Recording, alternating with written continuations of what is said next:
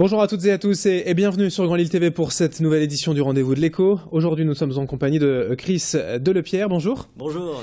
Alors, vous êtes créateur, fondateur et aujourd'hui dirigeant de la société 3D. Alors, on parle de impression 3D, mais dites-nous en plus quand même vraiment le concept de base de la société. 3D, la troisième révolution des idées. Pour nous, en tout cas, l'enjeu dans l'impression 3D, c'est inventer les nouveaux usages que permet cette nouvelle technologie. Et donc, on a créé une agence de conseil et de design en impression 3D pour, d'une part, acculturer ou du moins travailler avec les entreprises sur le changement de vision du monde qu'on a sur la façon dont on va produire et concevoir les objets demain. Et aussi, cette compétence, finalement, dans l'impression 3D, c'est surtout la 3D qui est aussi importante et comment, justement, on va modéliser en 3D les pièces pour pouvoir les fabriquer en 3D avec ces nouvelles machines. L'impression 3D, voilà, ça a quelques années, on va dire. Hein, c'est quand même assez récent dans les technologies aujourd'hui. Votre société aussi est tout à fait récente. Hein. Ah oui, on est en cours de création, oui. Ça fait 1 an et demi que je travaille dans le domaine et qu'on essaie justement d'identifier quelle est notre valeur ajoutée dans cette filière qui a quand même 30 ans. En tout cas, l'impression 3D, ça a 30 ans. Ce qui est nouveau, c'est la démocratisation de cette technologie et notamment le fait de pouvoir acheter une machine à moins de 2000 € qui permet notamment d'imprimer des petites pièces en plastique. Alors aujourd'hui, vous, en fait, si on devait définir un peu vos produits, vos clients, vous travaillez sur quoi? Donc on travaille avec des entreprises, sur notamment les enjeux de l'impression 3D, l'impact sur la chaîne de valeur de l'entreprise. On va faire de la prestation technique en impression 3D en collaborant aussi avec l'écosystème en Nord-Pas-de-Calais qui commence à se créer. Et puis on va y inventer en tout cas des nouveaux usages à partir de cette technologie et comment justement on peut créer des pièces à forte valeur sociale ajoutée. On peut tout imaginer, tout faire avec de l'impression 3D, des petites, des énormes pièces aussi? On peut faire beaucoup de choses, il y a de plus en plus de matériaux, après c'est pas à n'importe quel prix. Oui. Mais dans quelques années, en tout cas, il y a un fort développement technologique et on peut imaginer en tout cas faire énormément de choses dans tous les secteurs, que ce soit le BTP, imprimer des maisons, dans le médical, faire des prothèses sur mesure. Ça paraît complètement fou, vous dites imprimer des maisons, on n'est plus sur de l'impression, c'est de la construction.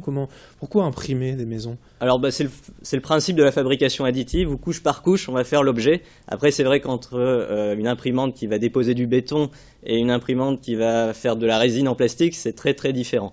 Par contre le processus est toujours le même, on va partir d'un fichier numérique en 3D qu'on va ensuite fabriquer physiquement, couche par couche, petit à petit, pour former les volumes. Vous, ce que vous gérez, c'est le process de fabrication de A à Z, c'est vraiment voilà, le numérique, mais aussi l'impression finale.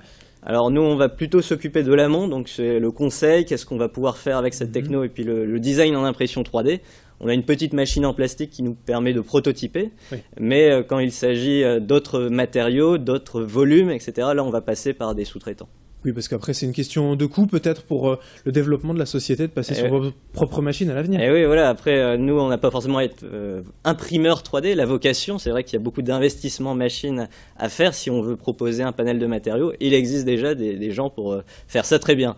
Donc, on va essayer justement de co-construire avec eux des solutions innovantes et inventer avec nos clients quels sont les nouveaux usages à cette technologie. Alors, vous dites, c'est le format du petit pins, là, du badge que vous avez, acteur de la troisième révolution industrielle.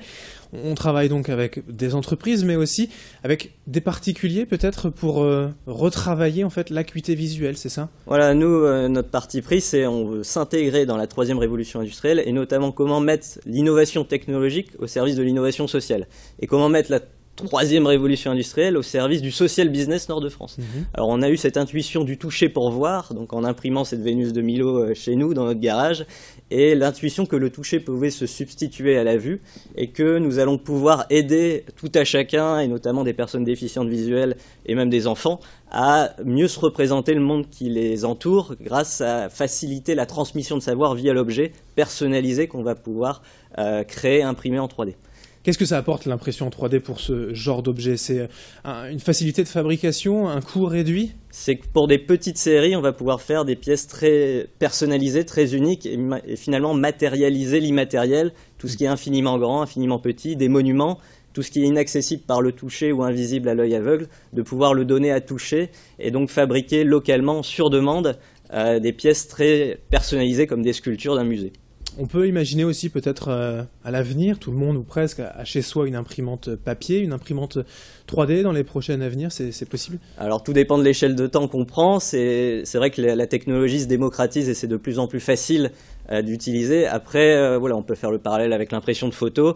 On peut avoir une imprimante photo chez soi. Est-ce que tout le monde en a une?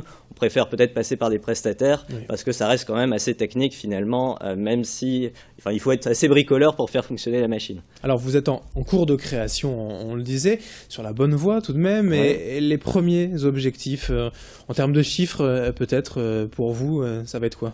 Nous, déjà, le chiffre, c'est 10 000 euros. C'est la campagne de crowdfunding qu'on est en train de préparer, qu'on va lancer le 10 mars pour 45 jours sur KissKissBankBank, mentoré par la troisième révolution industrielle.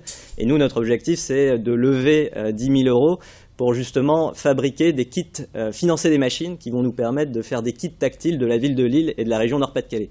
Donc matérialiser des monuments, matérialiser des sculptures. On travaille avec le LAM de Villeneuve-d'Ascq par exemple. Il y a un beffroi là d'ailleurs. Un beffroi, voilà, la mascotte du Nord-Pas-de-Calais. Là c'est une sculpture qu'on a modélisée, un masque Nimba au LAM pour le donner à toucher. Et donc finalement, c'est matérialiser des symboles, matérialiser de la géographie, matérialiser de l'histoire, des monuments, pour créer des kits tactiles pour ensuite transmettre le savoir, en tout cas donner un droit au toucher et à la représentation pour des enfants, pour des personnes aveugles. Et tout à chacun finalement. Bien, tout cela dans un premier temps. Pour le reste, vous reviendrez peut-être nous en parler lors d'une prochaine édition. Merci Chris Delepierre d'avoir été avec nous, donc dirigeant de 3D. On parle d'impression 3D. Merci. Merci à vous.